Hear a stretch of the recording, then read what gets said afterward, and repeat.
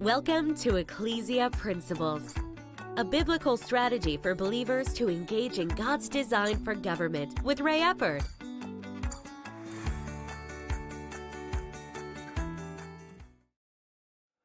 Hello, glad you could join us again today. We're talking about another principle. We started it yesterday, and we call that principle, the Ecclesia principle, results-based reality. Results-based reality. Now, we talked yesterday about how Jesus talked in Luke chapter 7 that wisdom is justified by its children. In that being that wisdom, it functions and it works properly. The results, it shows the wisdom in that. Now, today I want to look at another verse, Matthew 12, verse 33.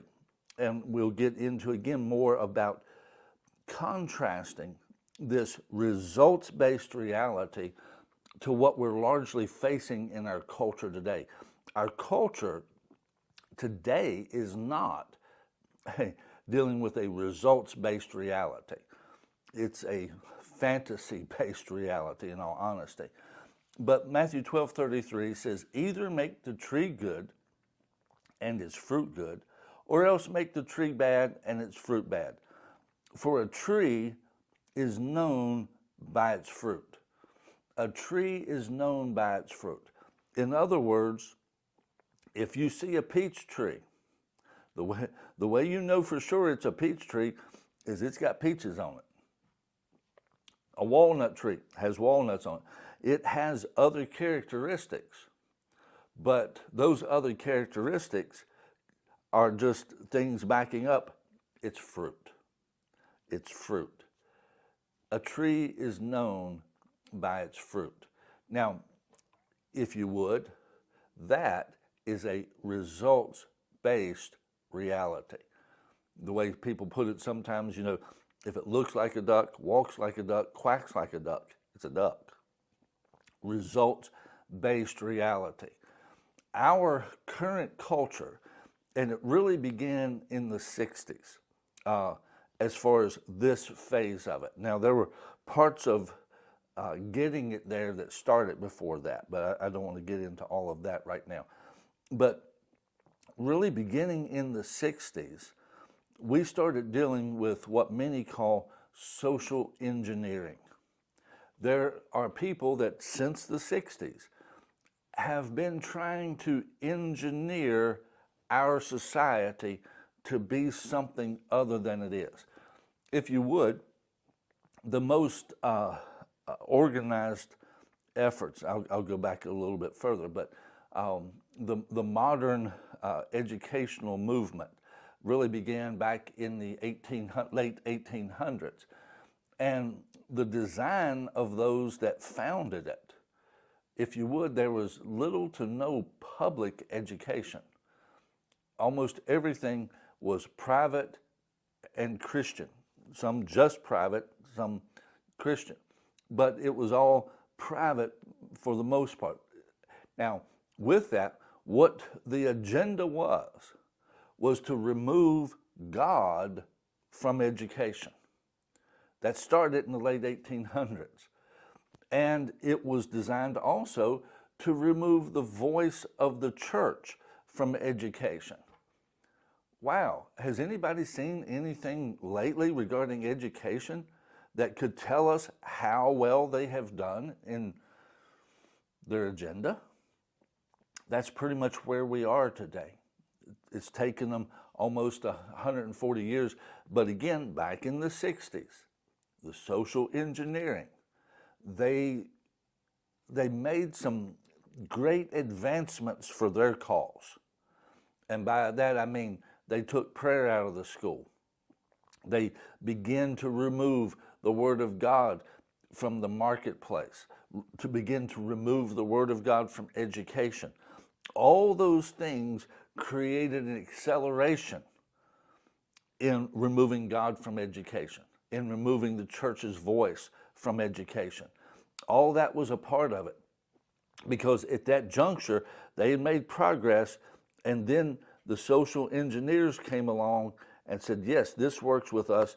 And the efforts were, if you would, doubled. You had multiple groups at that point working on it. And they succeeded in a number of things.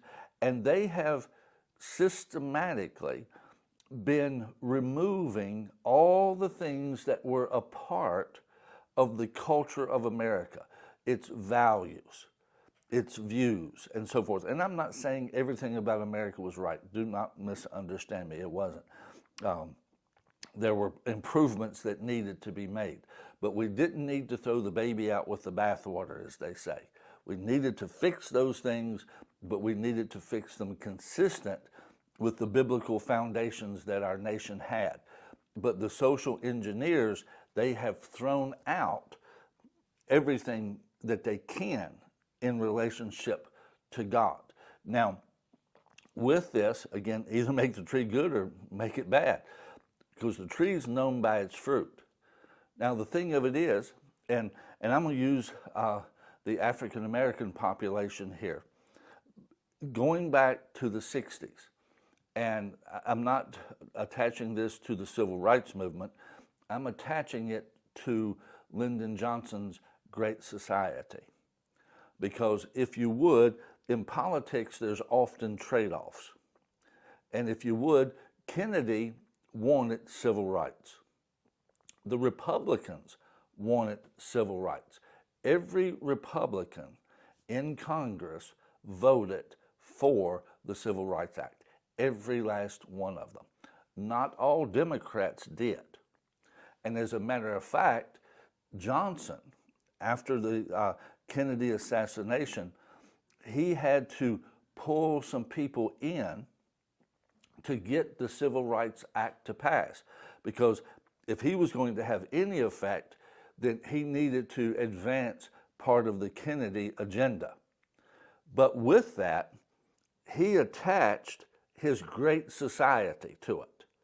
Now, the problem is that Great Society proposal has virtually destroyed our society. And if you would, those who were, no other term to use, but racist, that were opposed to civil rights, then they, because of what was put into the Great Society, it created a situation where largely African Americans would be able to be kept under the thumb of them. It would create a situation where there would be no generational momentum, that they would really, by and large, some would be able to advance, but the majority would not. It would create a structure that would actually hinder the African American population. The Great Society piece did that, not the Civil Rights piece, but the Great Society Act did. Because going into that, if you looked at white America and black America, divorce rates were virtually the same. Out of wedlock births, virtually the same. And something that comes down to a lot of issues today, crime rates were almost identical based on populations, the percentages of those crimes. Violent crimes were the same leading up into the 60s. Now, obviously, there were things economically that were not the case. There were some things societally that were not the case, that did need to be fixed. But the Great Society put things into place under the guise of helping. I love what Ronald Reagan said. You know, some of the scariest words in the English language is, I'm from the government and I'm here to help. The Great Society was, quote, supposed to eradicate poverty, and all it has done is increase poverty within particularly the African American population. It has increased poverty because of its approach. It was designed to create, let's pass the civil rights, everything will look good, but let's in reality keep these people down here. We'll create a bigger divide. And it has impacted the African American community to such a degree that now divorce rates, out of wedlock births, crime rate, there's no comparison. Now, the sad part of it is most people living today don't go back and look at what the statistics were. They think that, oh, there's just, the black population's a problem. They're this, they're that. That was part of the design, is to create that division. And we don't need to do this, we don't need to do that. But it was the Great Society that Johnson implemented that destroyed the black community, that moved it from a place, same statistics, virtually, very little difference at all, except in economic income, that they created that situation. That tree is bad. That tree is bad. You look at the inner cities of America today, the policies that have been being applied within those cultures are destroying the families, it's destroying their culture, it is destroying everything. But at that point, oh no, we need to help, we need to help. If it isn't helping, then it's not help. Results-based reality. If things continue to get worse, then what you're doing is not helping. There are some, I do honestly believe, care and are deluded in the idea of this approach will work. But what we have to be able to do is look at what are the results. If the results are creating more and more problems, then the policy is bad. The tree is bad. We need to cut down that tree and begin to do something else. A results-based reality. Now, and I'm going to get into more stuff with this because there's different applications to this that we need to look at and realize that's being thrown to us today. But so much of what is being presented to us today has more of the emotional appeal. Now, I'm not saying that we shouldn't have emotions, and I'm not saying that we shouldn't have care and concern. But the bottom line is, if you really care and you're really concerned, you should look at the numbers. Is it actually doing what you wanted it to do? Is it actually making lives better, or is it destroying lives? And there's a lot of policies that you can look at in our world today. You look at, right now, two huge examples of this. You look at LA, you look at Philadelphia. They have entire sections that it's just homelessness. It's filth. Just people are just there. There is rampant drug use. There's prostitution.